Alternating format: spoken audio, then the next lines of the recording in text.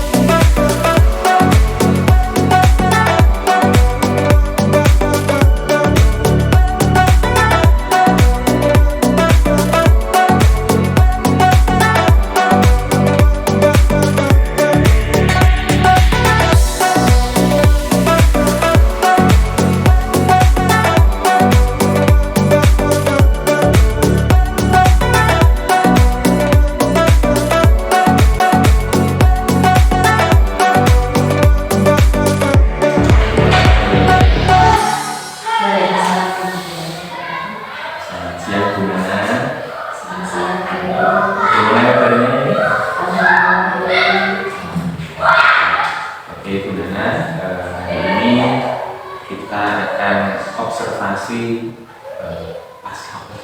pasca observasi ya Bu. Kemarin saya sudah mengajar mengikuti pembelajaran dari Bu Nana di kelas 1. Alhamdulillah berjalan dengan lancar. Untuk itu saya coba apa yang saya catat ini benar nggak dan sudah dilakukan apa belum. Saya tanya dulu ke ini ya Bu ya. Oke. Untuk aspek dan strategi pengembangan yang pertama, Bu Nana sudah memancing untuk keaktifan siswa. Itu sudah ada ya Bu ya kemarin ya? Sudah ada ya. Mungkin saya lihat keaktifan siswa juga sudah baik. Terus untuk yang kedua, tujuan pembelajarannya kemarin juga Bu Nana sudah disampaikan dulu kepada anak. Itu ya Bu. Terus untuk yang ketiga, metode diskusi kelompoknya belum dilaksanakan ya, karena kenapa Bu? Nah, karena di kelas 1 ya Pak, kalau menggunakan metode diskusi kelompok untuk kelas 1 itu ternyata belum optimal. Yang pertama karena siswanya baru, yang kedua karena siswanya terlalu banyak. Jadi untuk saya menjangkau ke grup-grup atau kelompok masing-masing itu belum optimal. Terus untuk yang keempat, pengelolaan kelas. Tadi kemarin saya lihat Bu Nana itu juga sudah melakukan yang baik. Jadi kan anak-anaknya itu antusias untuk mengikuti itu ya Bu. Jadi untuk catatan tambahan dari saya itu perlu adanya bimbingan khusus yang kemampuannya kurang. Jadi ada juga yang belum bisa apa ABC gitu kan. Jadi butuh bimbingan khusus. Kemudian pada saat kegiatan kuis yang maju itu ada mahasiswa yang belum percaya diri atau masih yang malu-malu seperti itu ya Bia? Iya, betul. Itu dari kacamata saya untuk pas observasi. Selanjutnya ya untuk observasi ya Bia. Mungkin gimana nih kesan-kesan atau bagaimana perasaan itu setelah mengajar itu? Baik, saya sih perasaan saya lega. Saya itu merasa terhormat, merasa senang sekali karena saya dilibatkan untuk kegiatan Bapak. Bagaimanapun di benak saya itu supervisi itu biasanya kan suasananya menegangkan. Ternyata setelah saya jalani kegiatan observasi yang saya lakukan Bapak itu menyenangkan sekali. Dan ada banyak sekali masukan dari Bapak ketika pembelajaran dimulai dilaksanakan. Mungkin ada lagi yang Ibu akan sampaikan ini perasaannya bagaimana? Ya kemarin sih saya hanya menggunakan media ajar ya. Media ajar itu berupa tampilan berupa slide saja, kemudian media ajarnya berupa kertas yang saya akan di papan tulis. Mungkin untuk depannya saya akan mencoba menayangkan video pembelajaran dulu. Setelah itu baru pembelajaran secara tertulis. Oke, baik. Nah, jadi untuk topik kita belajar percakapan hari ini itu adalah dari Bu Nana ingin mengembangkan kompetensi itu ya, terutama dalam bidang teknologi dan pemanfaatan video tadi. Itu dan saya lihat itu mungkin Bu Nana mudah gitu ya Bu ya. Kira-kira kapan Ibu akan dilaksanakan? Insya Allah nanti saya akan melaksanakan bulan November. Semoga bisa berjalan dengan lancar ya Bu. Untuk rencana tindak lanjutnya Bu, kalau tindak lanjutnya nanti saya akan menggabung atau studi pustaka secara di literasi digital, di YouTube atau di platform Merdeka Mengajar. Biasanya itu kalau di perkumpulan kami di Keluarga Pombel Komunitas Belajar di Gugus atau di KKB itu ada. Nanti bisa disusun atau dibuat ketika Pombel itu dilaksanakan. Menggunakan apa saja nanti bisa sharing ketika Pombel itu dilaksanakan. Jadi bisa saja dengan Pombel yang kita miliki ya. Bisa juga yang Pombel sendiri ya. Iya. Oke, terima kasih Bu. Selanjutnya ini Bu, jadi dari rencana pengembangan kompetensi dari Bu Nana sendiri, mungkin dari kategori apa saja yang perlu ditingkatkan mungkin apa ya? Biasanya itu saya mengikuti pelatihan, workshop, dan pembahasan ke mahasiswa. Itu dilakukan 6 bulan ke depan itu bisa ya Bu ya? Insya Allah bisa. Terus kira-kira Bu, apa indikator keberhasilannya Bu? Keberhasilan menurut saya dari komunikasi itu guru dan siswa dapat memanfaatkan IT dalam pembelajaran. Terutama saya ya untuk menyampaikan ke anak menggunakan media IT agar anak itu ketika pembelajaran menjadi sangat aktif, antusias dan menyenangkan. Oke, terus kira-kira apa strategi yang akan Bu Nana capai dalam pengembangan diri tersebut? Kalau strateginya saya ingin mengikuti webinar atau koordinasi dengan kepala sekolah, berdiskusi dengan teman sejawat, atau tadi berupa praktik dan Terus apa saja yang Ibu butuhkan atau bimbingan apa saja yang Ibu butuhkan? tentunya yang dibutuhkan yaitu dukungan dari kepala sekolah, dukungan dari teman sejawat, kemudian untuk sarana prasarananya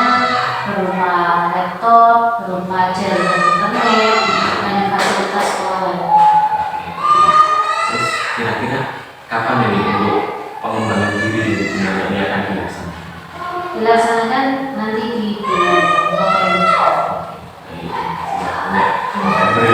Iya. Oh iya, ini berarti setelah mungkin bulan negeri. Iya, setelah melahirkan bisa lanjut.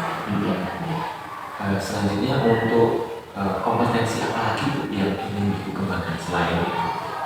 Kompetensinya bisa mengikuti. Mungkin itu CGP kan ada Ya, insya Allah nanti mengikuti jejak Pak Irul, mengikuti CGP di angkatan berikutnya. Oke. Terus ketika gimana nih ada kemauan untuk CGP ini, apa sih indikator keberhasilan dari ini? Yang jelas dengan adanya kegiatan atau itu indikator tersebut, aktivitas belajar mengajar di kelas saya itu menjadi kondusif dan hasil belajar siswanya menjadi baik. Terus strateginya Bu kira-kira dalam mencapai dalam pengen hidup CGP, kira-kira strategi apa ya untuk mencapai kompetensi tersebut? Ya, yang jelas menyusun media ajar ya. Media ajar, kemudian bahan ajarnya apa, kemudian bagaimana sih metode-metode ketika pembelajaran itu dimulai agar anak menjadi aktif dalam proses ketika belajar. Ini sudah salah satu sisi CGP itu juga ada pembelajaran baik diferensiasi dan itu mungkin bisa lebih mengembangkan apa yang kompetensi sebenarnya yang kembangkan.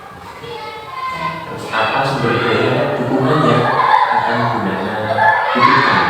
Kalau dukungan sih yang jelas seperti tadi, dukungan dari kepala sekolah, dukungan dari teman sejawat itu juga sangat saya butuhkan membantu. Kalau dari segi keluarga, masuk dari? Kalau dari segi keluarga sangat mendukung apa yang saya lakukan. Tapi kalau ada misalnya CGP yang kata 12 besok ada ya Bu ya? Benar-benar punya baby nanti juga ya? Iya, nanti bisa membantu waktu antara kerjaan dan keluarga. Bagaimana Bu kira-kira cara untuk mengatasi faktor penghambat atau tantangan untuk mencapai tujuan ini? Tujuannya faktor penghambat itu tentunya harus adanya dukungan dari kepala sekolah, teman sejawat itu tadi. Ketika ada hambatan yang saya alami, saya akan berdiskusi dengan kepala sekolah dan juga teman sejawat. Bagaimana sih cara mengatasi masalah-masalah yang saya hadapi? Tidak mungkin dari teman sejawat atau kepala sekolah itu akan diam saja, pasti akan memberikan solusi. Luar biasa. Kira-kira akan dilaksanakan waktunya kapan? November juga Pak. Oh iya, berarti pas CGP akan 12 ini. Iya. Saya kan semoga gimana salah lolos Amin. Kira-kira untuk hal yang perlu dikembangkan lagi dari Ibu apa? Manajemen sekolah. Manajemen sekolah bisa nanti saya dengan mengikuti CGP tersebut, saya juga bertanya dengan angkatan sebelumnya Pak Irul atau dengan guru CGP lainnya, bagaimana cara mengembangkan kompetensi. Indikatornya apa Bu? Indikatornya yang jelas itu paham administrasi sekolah. Jadi itu yang paling penting ya Bu. Iya. Kalau kita administrasi harus ada. Iya, harus administrasi itu harus komplit. Iya. Kalau buat administrasi ya memang apa ya Saya lihat memang membutuhkan waktu yang lama. Tapi aslinya kalau dibuat sehari satu aslinya itu sudah Sebenarnya. Tuh, untuk strategi yang ingin Ibu capai dalam kompetensi itu? Yang pertama yaitu menyusun visi misi sekolah. Jadi itu terlihat dalam menyusun visi misi sekolah. Kemudian membuat atau ikut dalam menyusun program-program sekolah yang sudah diterapkan di sekolah ini, yaitu sekolah ramah anak, kemudian temu sambut siswa di sekolah ketika masuk dan pulang sekolah, kemudian pembiasaan-pembiasaan yang dilakukan di sekolah ini. Kira-kira Bu, ini pembiasaan sekolah ini sudah seperti menurut saya pembiasaan di sekolah ini sudah bagus. Disiplin positifnya sudah mulai dikembangkan.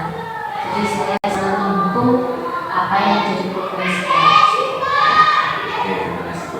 Terus apa yang sebagai sumber daya atau dukungan yang ingin Bu? Ya, kalau ini di lingkungan sekolah pasti dukungannya dari kepala sekolah dan juga teman-teman siswa. Dan fasilitas lainnya, fasilitas-fasilitas yang mendukung untuk program tersebut di sekolah. Terus bagaimana nih cara untuk mengatasi dari faktor penghambatnya? Faktor penghambatnya biasanya menghindari miskomunikasi. Banyak sekali miskomunikasi, Pak. Misalnya ketika satu guru untuk melakukan satu program, guru yang lainnya belum mengetahui, itu harusnya dikomunikasikan sebelumnya. Kemudian yang jelas miskomunikasi antara kepala sekolah dan guru itu jangan sampai terjadi, karena komunikasi itu sangat penting bagi keberlangsungan sekolah. Jadi intinya harus selalu berkolaborasi, komunikasi antara guru satu dengan guru lain. Dan ini kira-kira untuk manajemen sekolah yang dikembangkan itu kapan akan dilaksanakan? Bisa secepatnya ya Pak. Nah, kemudian kemungkinan nanti di November, di bulan November itu juga. Ya, mungkin dari saya sekian ya Bu ya. Oke, terima kasih. Oke, terima kasih. Semoga pembelajaran Bu Nana sama anak-anak kelas 1 ini semakin lebih baik dan